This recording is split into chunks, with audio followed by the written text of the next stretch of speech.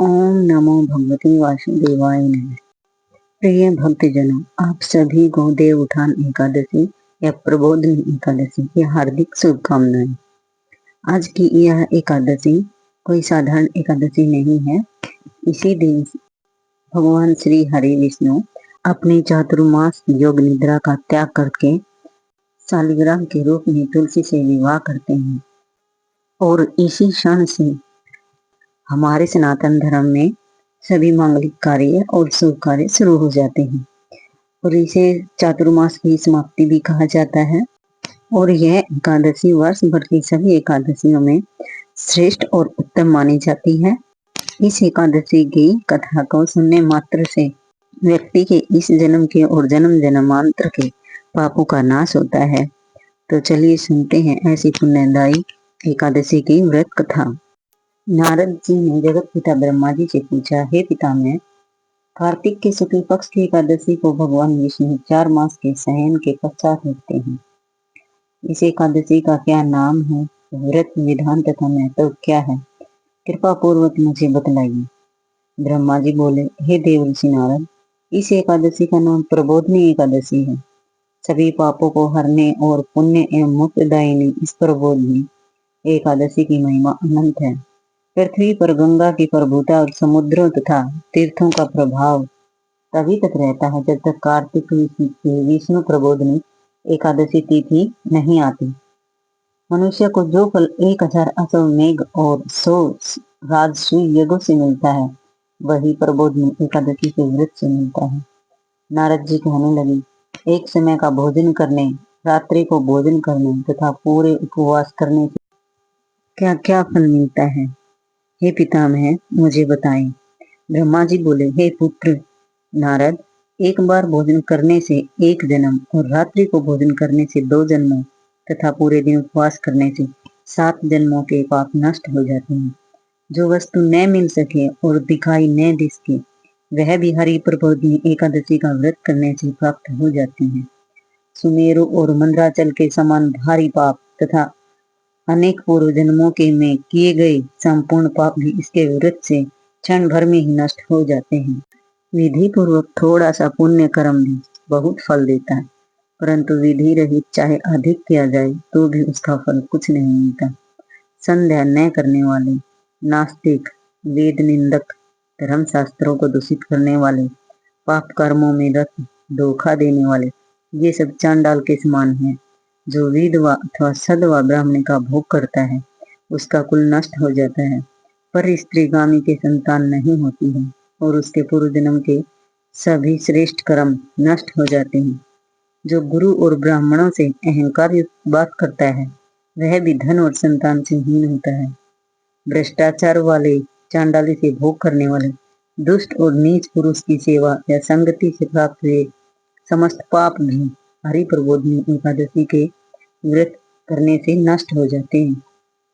हे नारद, जो मनुष्य अपने मन में हरि प्रबोधनी एकादशी का व्रत करने का संकल्प मात्र करते हैं, उनके 100 जन्मों के पाप नष्ट हो जाते हैं और जो रात्रि जागरण करते हैं, उनकी आने वाली 10 पीढ़ियां स्वर्ग में जाती हैं। वे नरक के दुखों से छूटकर प्रसन्नता के साथ विष्णु लोक को जाते हैं।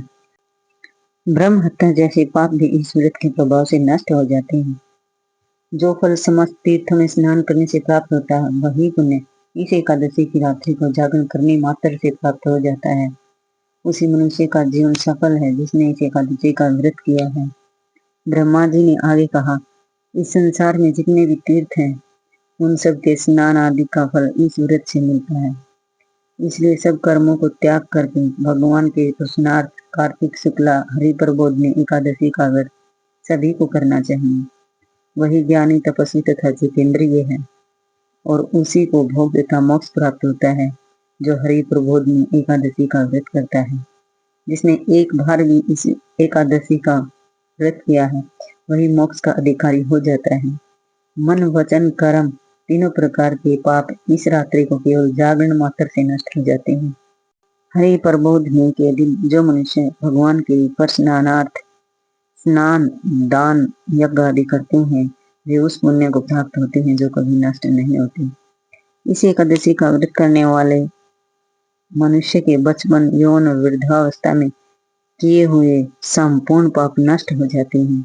इस रात्रि में जागरण करने का फल चंद्र ग्रहण अथवा सूर्य ग्रहण के समय पुष्कर में स्नान करने से 1000 गुना अधिक है। जो मनुष्य हरि प्रबोधिनी एकादशी का व्रत नहीं करते हैं, उनके सब पुण्य व्यर्थ हो जाते हैं। इसलिए हे नारद, तुमको भी विधि पूर्वक यत्न के साथ इस व्रत को अवश्य ही करना चाहिए।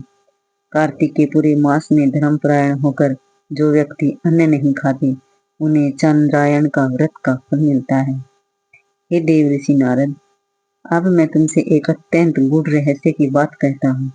कार्तिक मास में भगवान दान आदि से उतने प्रसन्न नहीं होते जितने श्रद्धा पूर्वक शास्त्रों की कथा सुनने से होते हैं। कार्तिक मास में जो भगवान विष्णु की कथा का एक या आधा श्लोक भी पढ़ते हैं, सुनते हैं या सुनाते हैं, उनको 100 गायों के दान का फल मिलता है।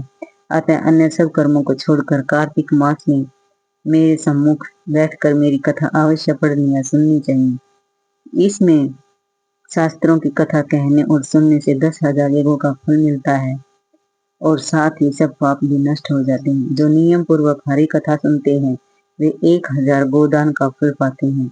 विष्णु के जागने के बाद जो भगवान की कथा सुनते हैं, वे सातों द्वीपों समेत पृथ्वी के दान करने का फल पाते हैं।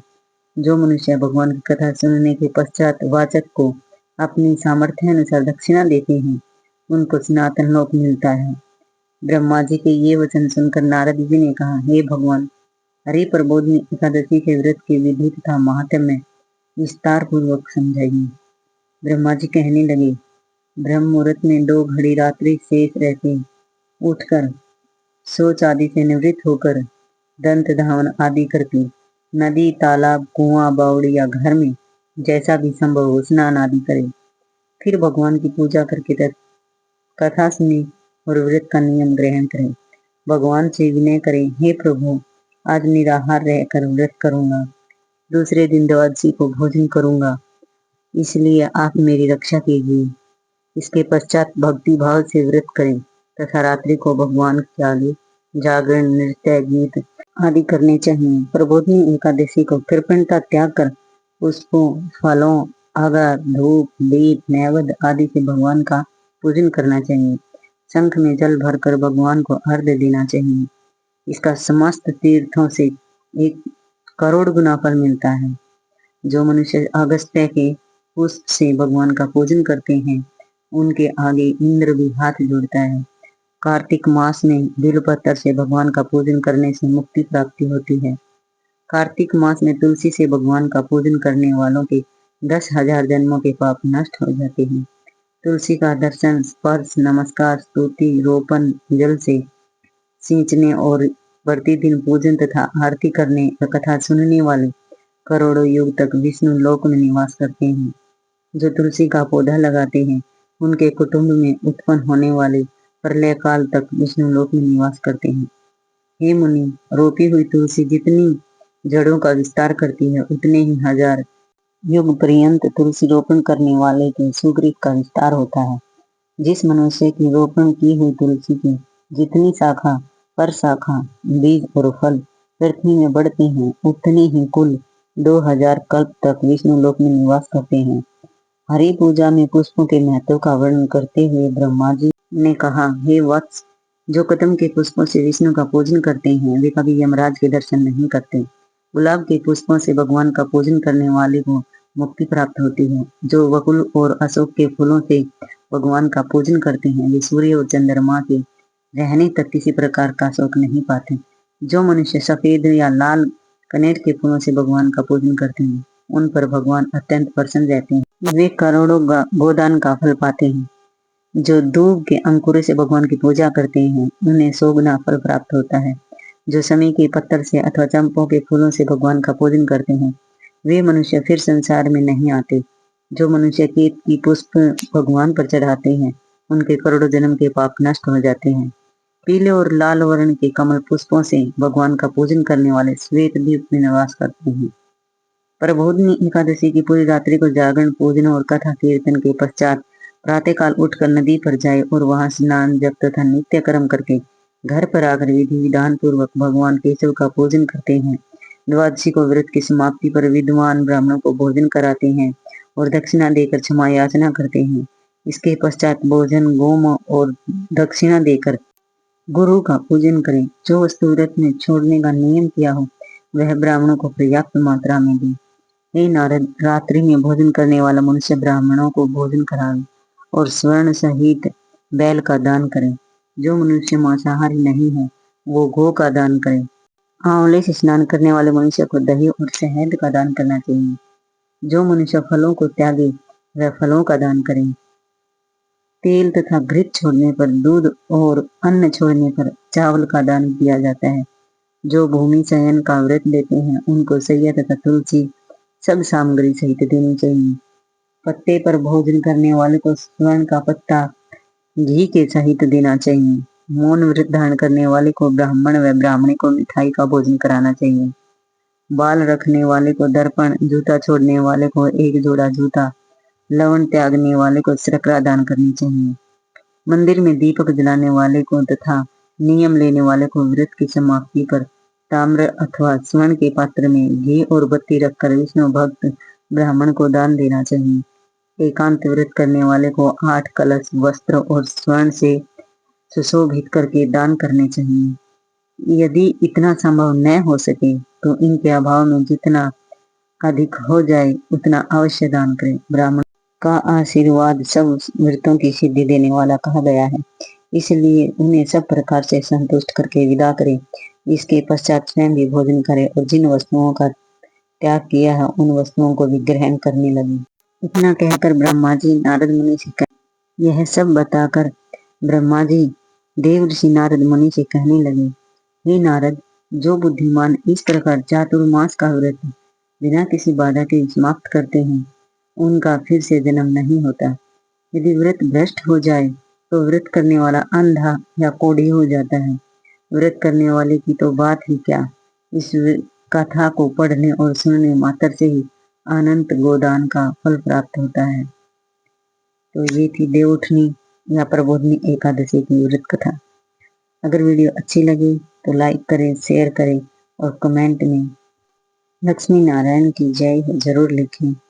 तो मिलते हैं अगली किसी ऐसी पुण्यदायी कथा कहानी के साथ जिसके सुनने मात्र से व्यक्ति के सभी पाप नष्ट हो जाते हैं।